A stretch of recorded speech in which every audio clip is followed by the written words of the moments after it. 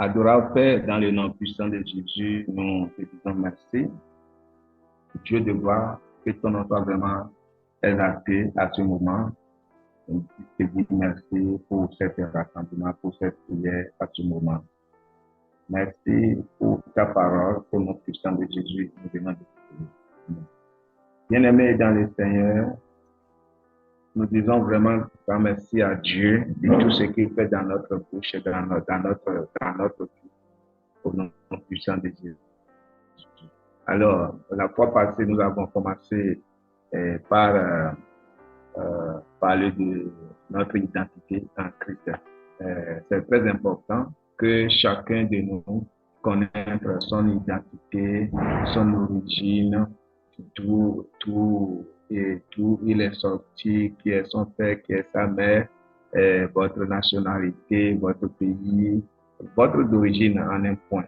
Donc, c'est ça. Et nous savons, malgré que nous sommes sur la terre, nous savons que nous sommes du céleste. Nous ne sommes pas sur la terre, selon ce que Jésus a dit. Alors, si quelqu'un a vraiment dû faire l'expérience de rencontrer le Maître, sa vie ne reste pas le même. Vraiment, personne n'a jamais rencontré Jésus et n'est resté le même. Non. Bien-aimé dans le Seigneur, il n'y a pas.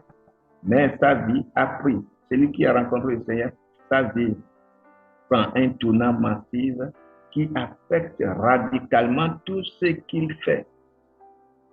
Vous voyez? Pourquoi? Parce qu'il s'est identifié avec le Maître.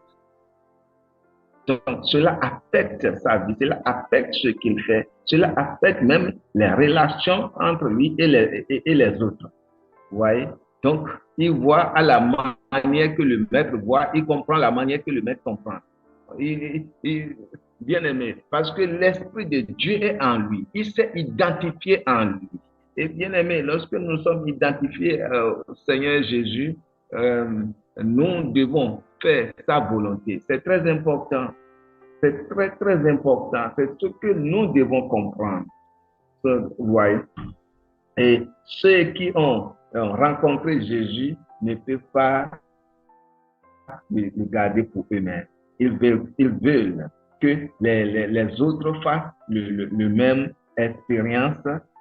On n'est pas surprenant car ce qu'il a apporté est une vie abondante. Vous voyez, ceux-là qui ont rencontré Jésus, ils veulent partager cette expérience. Et ceux-là qui sont identifiés avec lui, il y a cette vie abondante. Il y a cette vie abondante que le Maître les a donnée. Il y a cette paix que le Maître nous a donnée. Parce que pourquoi nous sommes identifiés avec lui. Notre identité, c'est en lui. Vous voyez?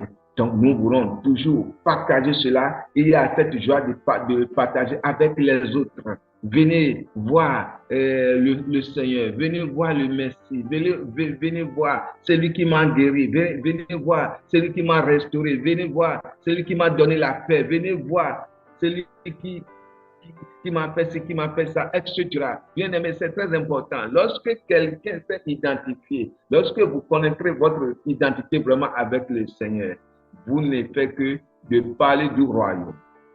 Vous parlez toujours du royaume. Vous parlez toujours de votre pays. Donc c'est ça, bien aimé. Et ça fait beaucoup de joie. Ça fait beaucoup de joie. Pourquoi? Parce qu'il nous a apporté le bonheur, il nous a apporté tout. Et quand nous regardons Jean chapitre 10, le verset 10b, la Bible nous dit qu'il nous a donné la vie dans l'abondance. Il dit, je suis venu afin que les brebis aient la vie et qu'elles soient dans l'abondance. Vous voyez? Jean 10, verset 10b. Je suis venu afin que les brebis aient la vie et qu'elles soient dans l'abondance. Bien aimé, si nous sommes identifiés avec lui, nous savons qu'il nous a donné la paix, qu'il nous a donné la guérison, qu'il nous a donné tout ce qu'il faut. Et nous vivons cette vie d'abondance. Nous le vivons. Si vraiment tu l'as rencontré, si vraiment bien aimé, si vraiment Jésus t'a rencontré, si vraiment son esprit est rentré dans ta vie, les choses changent. Les choses changent. Alléluia. Les choses changent.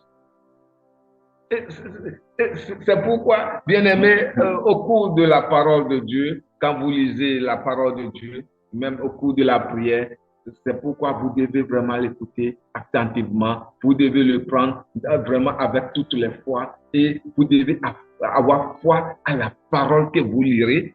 Vous lisez, vous devez avoir foi à la parole que vous écoutez. C'est très important. Et c'est ça maintenant qui vous donne la force, c'est ça maintenant qui vous donne le tonus, l'énergie de surmonter, l'énergie d'avoir tout ce que vous devez avoir et que l'ennemi est en train de vous empêcher de l'en posséder. Donc, bien aimé, c'est ça qui va faire que vos biens qui est dans les mains de l'ennemi, l'ennemi serait dépossédé. Pourquoi? La parole de foi est plantée en vous, la parole de Jésus est plantée en vous. Vous êtes identifié avec le ciel, vous êtes identifié avec le royaume.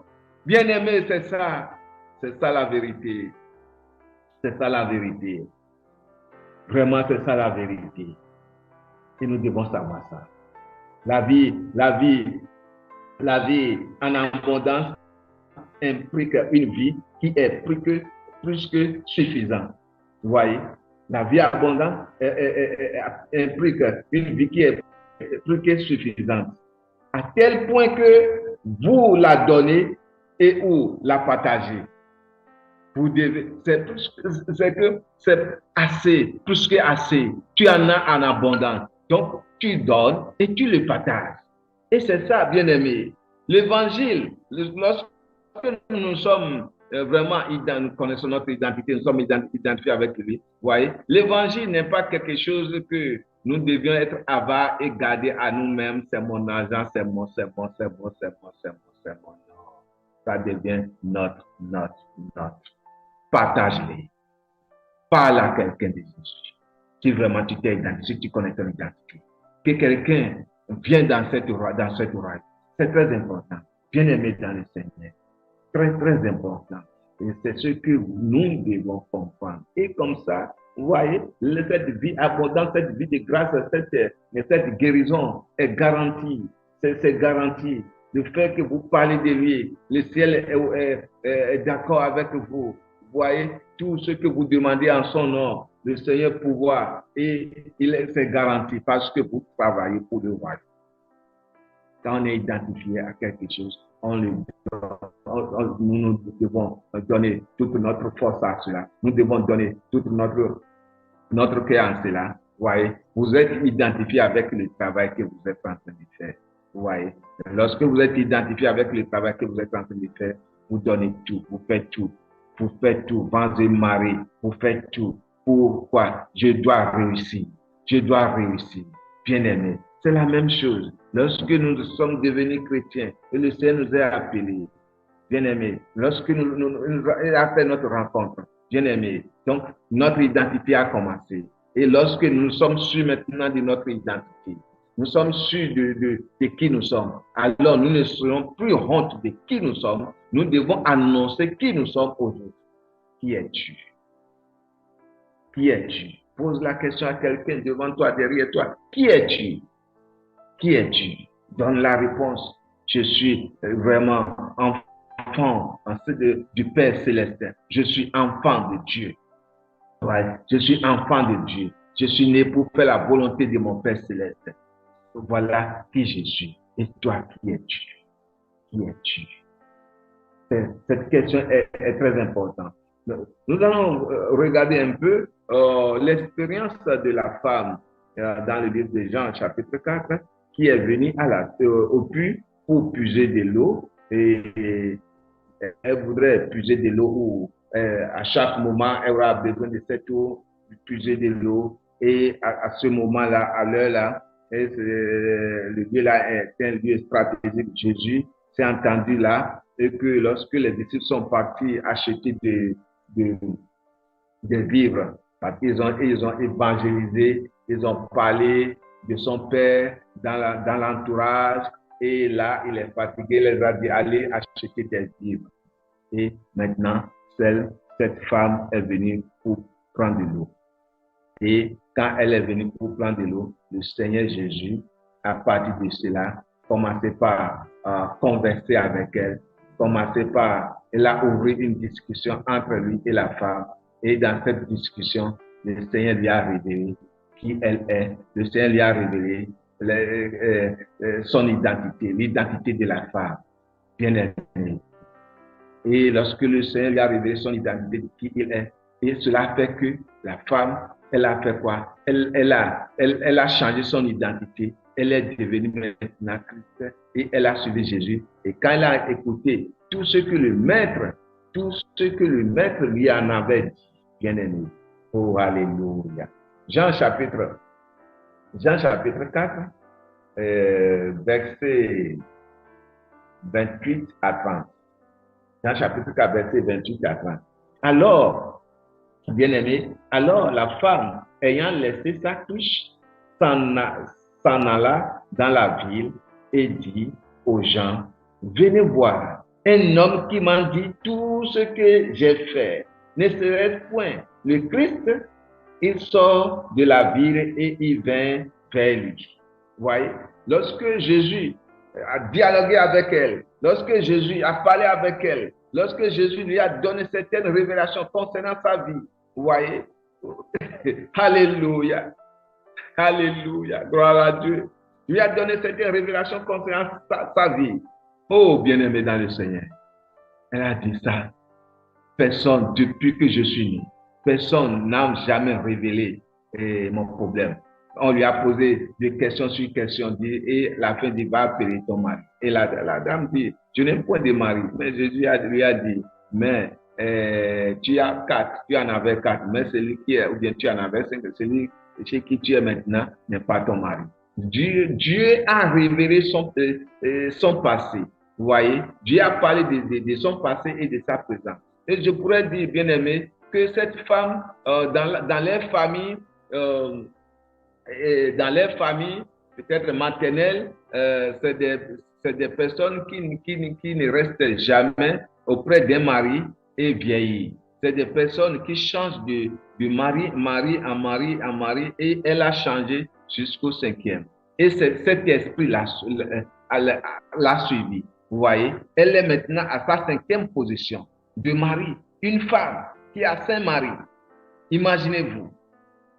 Et vous savez, ce n'est pas bizarre lorsque vous rencontrez des femmes qui ont déjà dit, vraiment, c'est mon deuxième mari. L'autre, c'est un accident. Vraiment, l'autre, il y a problème. Et maintenant, peut-être, c'est mon 3e mari. C'est ma 4e mari. C'est mon 5e mari. Etc., etc., etc. Vous voyez?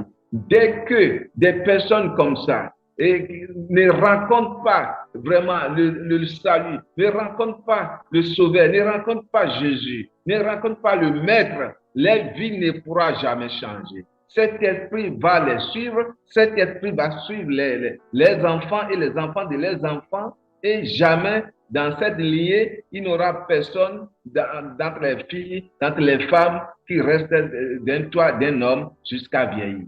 Et c'était l'histoire de cette dame qui est venue au puits et c'était grave. Imaginez, toi qui m'écoutes, imaginez, allez un peu, visualisez un peu ta lignée, visualisez un peu ta grand-maman, comment cela a vécu. Allez dans l'histoire, voir comment ça s'est passé. Notre grand-maman a fait combien de maris, etc. Maintenant, et toi maintenant, toi femme qui m'écoute, et toi maintenant, tu es sur combien de maris? Le premier, ou bien le deuxième, ou bien le troisième, ou bien le quatrième, ou bien le cinquième, ou bien même le dixième. Ou bien, vous voyez, donc, quand nous avons maintenant rencontré le Seigneur bien-aimé, nous devons voir ces choses, analyser ces choses maintenant, et maintenant venir au pied du Maître et du Seigneur. Et que cet esprit, au nom puissant de Jésus, soit brisé. Et que nous ayons vraiment la parole de Dieu du fond de notre cœur. Que la parole de Dieu soit notre conducteur. Que cette parole nous conduise notre âme, notre esprit, et que nous sommes vraiment obéissants à la parole de Dieu. Et nous ne devrons plus maintenant vivre la vie du monde. Nous devons vivre maintenant comme la vie que nous devons vivre. Et nous devions maintenant s'identifier véritablement avec lui. C'est très important, bien-aimé dans le Seigneur. Et c'est ce que la femme en question, c'est ce qu'elle a fait. Et la Bible dit, elle s'est immédiatement identifiée avec lui, laissant sa cruche. Elle laissa sa cruche et elle allait maintenant dire ce qui s'est passé, témoigner de sa vie aux autres. Et la Bible dit que les autres sont venus maintenant vers Jésus et ils l'ont écouté. Amen. La femme a facilité, regardez, la femme, qu'est-ce qu'elle a fait là? La femme a facilité une rencontre avec Jésus pour les hommes de la ville. Après que les hommes de la ville aient rencontré Jésus, ils ont aussi naturellement facilité une rencontre avec Jésus pour tout le reste de la ville. Bien-aimés dans le Seigneur. C'est si nous sommes vraiment identifiés, et si nous connaissons notre identité. Bien-aimés, nous devons amener les autres à s'identifier à notre royaume. Nous devons amener les autres à s'identifier à notre Dieu.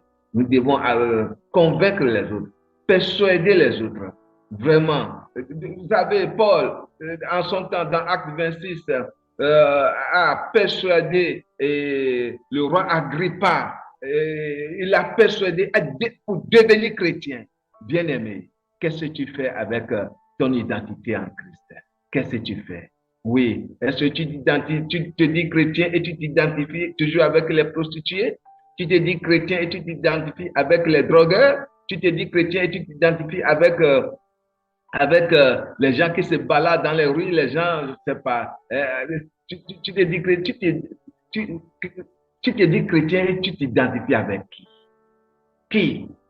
Bien-aimé, si vous êtes chrétien et vous dites que votre identité est du céleste et que vous n'avez pas la parole, prenez dans votre cœur et vous ne faites rien pour le royaume.